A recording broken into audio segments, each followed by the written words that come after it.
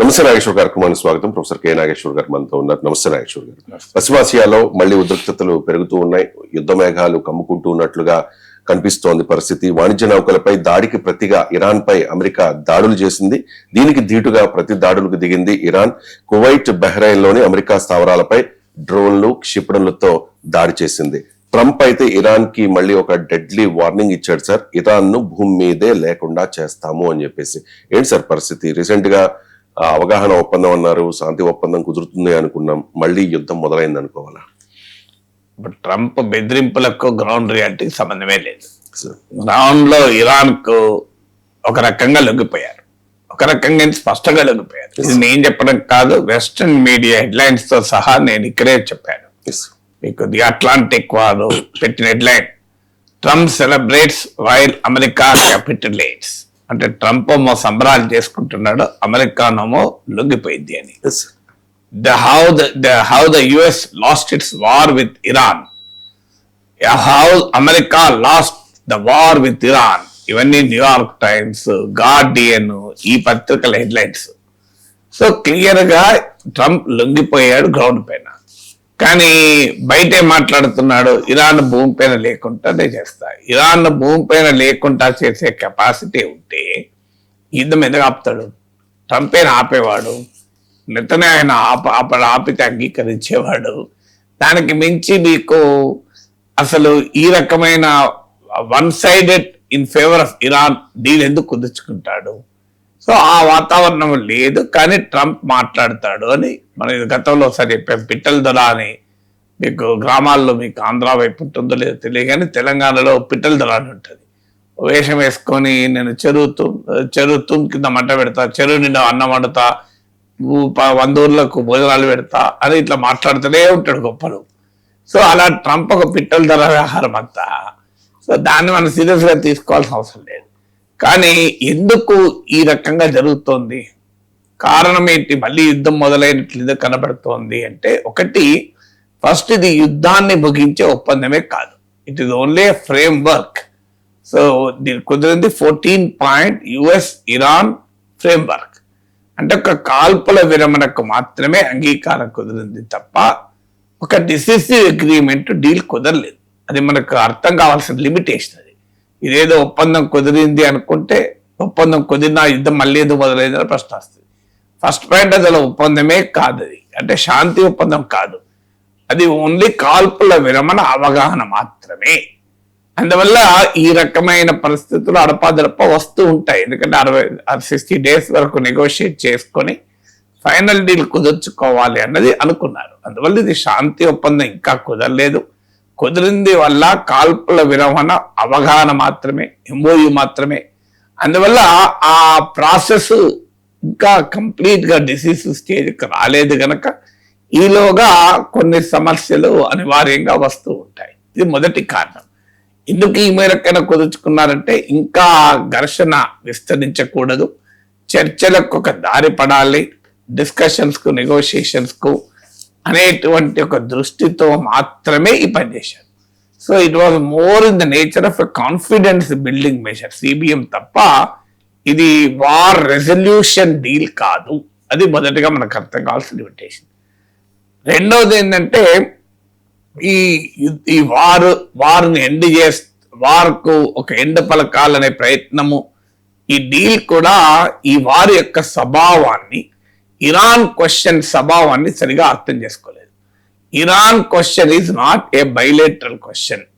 So మీరు deal కుదిర్చేటప్పుడు ఒక అమెరికాకు, ఇరాన్ కు మధ్యనే అవగాహన కుదిరితే సరిపోదు. ఎందుకంటే ఈ ఇరాన్ క్వశ్చన్ ఇది రీజనల్ క్వశ్చన్. ఎందుకు రీజనల్ క్వశ్చన్ అంటే, ఇరాన్ ప్రాక్సీస్ మీకు లెబనాన్లో హిజ్బుల్లా రూపంలో ఉన్నారు, హమాస్ రూపంలో గాజాలో ఉన్నారు, హూతీల రూపంలో యమన్లో ఉన్నారు, ఇరాక్ లో షియా మిలిషియా రూపంలో ఉన్నారు.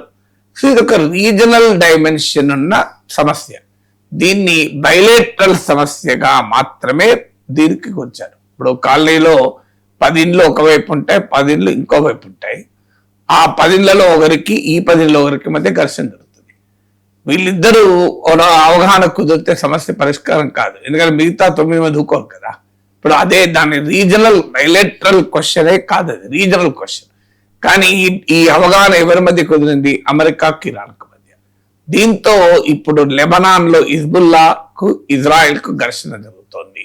అమెరికా, ఇజ్రాయెల్, లెబనాన్ల మధ్య కుదిరిన డీల్ ను హిజ్బుల్లా తిరస్కరించింది. సో ఇజ్రాయెల్ ఇప్పటికీ దీన్ని అంగీకరించలేని పరిస్థితి.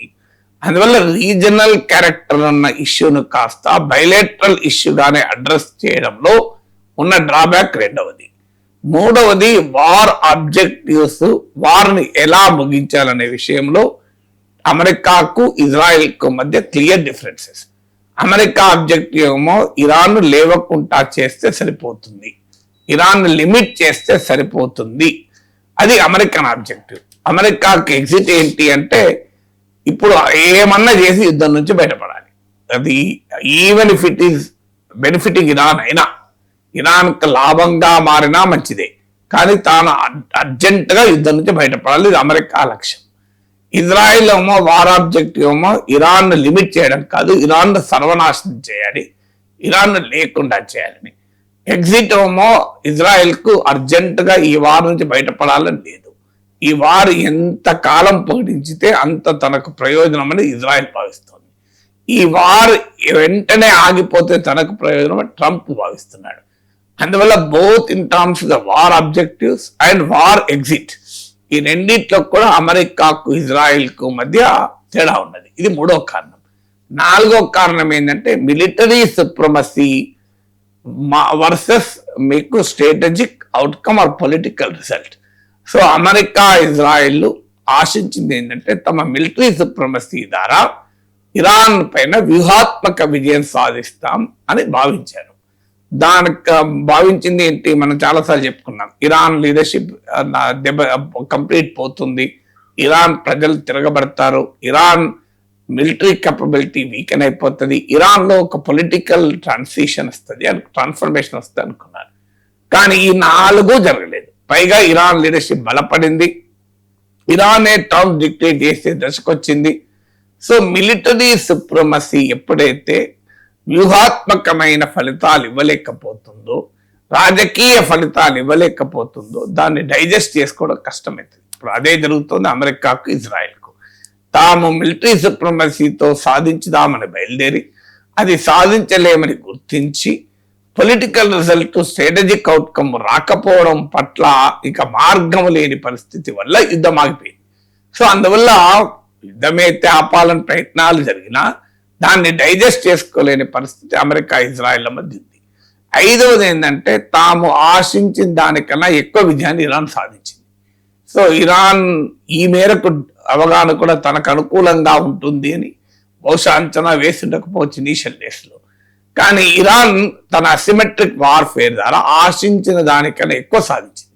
దాంతో ఇరాన్ మరింత గట్టిగా పట్టుకుంటే ఇంకెక్కువ సాధించగలము అనేటువంటి ధోరణి ఇరాన్లో పెరిగింది. ఇప్పుడు మీకు ఉదాహరణకు ఇరాన్ స్టేట్ ఆఫ్ హార్మోజ్ పైన ఇంత గ్రిప్ తనకు ఉంటుంది, తనకు వస్తుంది, ప్రపంచాన్ని తాను గడగడలాడించగలుగుతుందని బహుశా అంచనా ఉండకపోవచ్చు.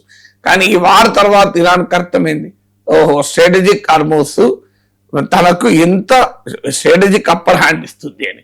సో దాంతో ఇరాన్ ఇవాళ చాలా గట్టిగా వ్యవహరిస్తోంది. అది అమెరికాకు రుచించడం లేదు. ఆరవది ఏంటంటే ఈ వార్ రీకన్సిలియేషన్తో, అంటే యుద్ధాన్ని పరిష్కరించుకోవటానికి, యుద్ధానికి కారణమైన మౌలిక సమస్యలను పరిష్కరించుకుని కుదిరిన ఒడంబడిక కాదు, ఒక ఎగ్జార్షన్తో, ఒక పొలిటికల్ లిమిట్స్ వల్ల ఆగింది. ఇప్పుడు ఇద్దరికి గొడవ జరుగుతుంది, ఇద్దరిలో ఎవరో ఒకరు లొంగిపోయి ఆగిపోవచ్చు గొడవ. ఇద్దరు ఈ గొడవ వల్ల మనం నష్టపోతున్నాం, ఎందుకు మన మధ్య ఉన్న సమస్యల్ని పరిష్కరించుకుందాం, ఇచ్చిపుచ్చుకునే దూరంలో ఉందామని పరిష్కరించుకునేది రెండోది. మూడోది ఏంటి అంటే ఇద్దరు అలసిపోయి గొడవ ఆపారనుకోండి, మళ్ళీ కాస్త బడలేకపోవడంతో మళ్ళీ లేస్తారు. ఇప్పుడు జరిగింది మూడోది. ఎందుకంటే ఇట్ ఈస్ ఈ వార్, ఈ అవగాహన కుదరటానికి కారణం అమెరికా, ఇరాన్ల మధ్య ఉన్న మౌలికమైన ఇష్యూస్ పరిష్కారమే కాదు, fundamental issues between US and Iran హాస్టిలిటీస్.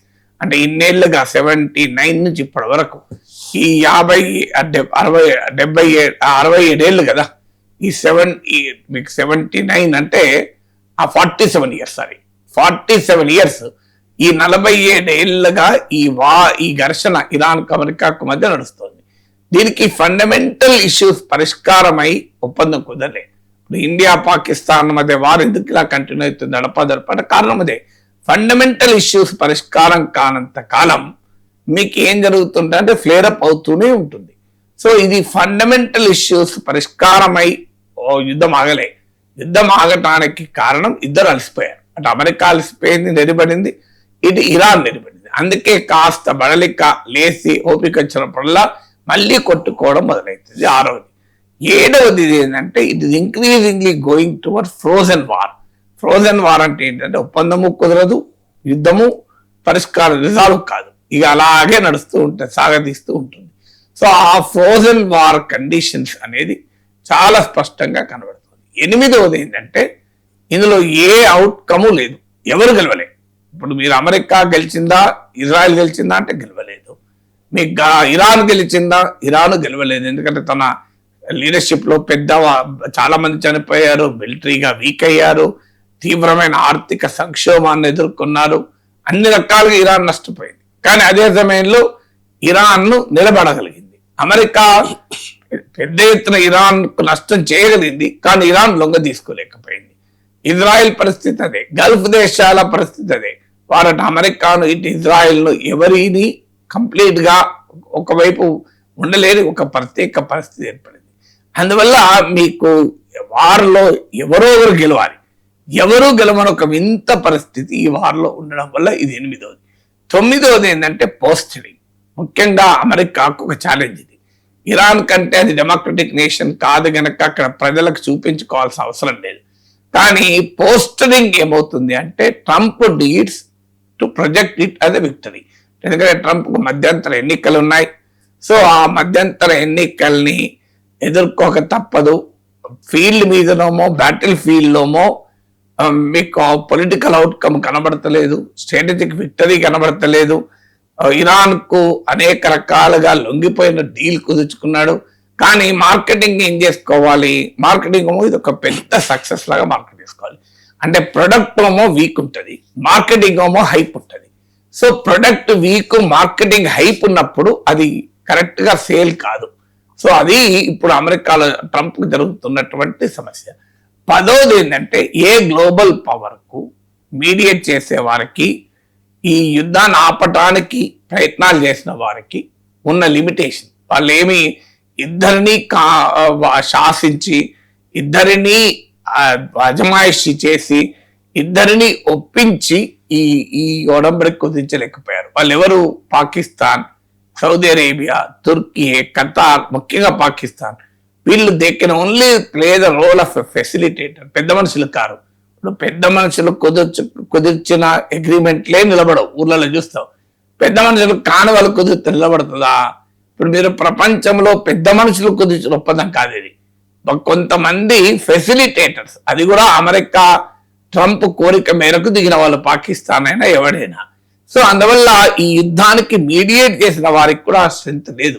అందువల్ల వాళ్ళు ఎన్ఫోర్స్ చేసే పరిస్థితి లేదు. ఇప్పుడు చూడండి మీరు, అమెరికా ఇరాన్ ఉల్లంఘిస్తుంటే పాకిస్తాన్ ఏమైనా చేయగలుగుతున్నారు? మరి మీడియేటర్ అయ్యా, మరి పెద్ద మనుషులు అయితే ఒప్పుకుంటారు, ఇద్దరిని పిలిచి వాయించుతారు. ఆ సీనే లేదు కదా. మళ్ళీ అమెరికా వాడు చెప్తే పాకిస్తాన్ రంగంలో దిగాలి తప్ప మీడియేటర్ అంటే ఎలా ఉంటారు? అయ్యా నా ముందర మీరు కుదుర్చుకున్నారు, మళ్ళీ ఏమైంది మీకు అనేక డామినేట్ చేసే పరిస్థితి ఉందా? సో అందువల్ల ఆ మీడియేటర్స్ ఉన్న వీక్నెస్ కూడా ఇందులో కనబడుతుంది. ఈ 10 కారణాల రీత్యా మళ్ళీ మనకు యుద్ధం మొదలైంది అనే వార్తలు చూడాల్సి వస్తుంది.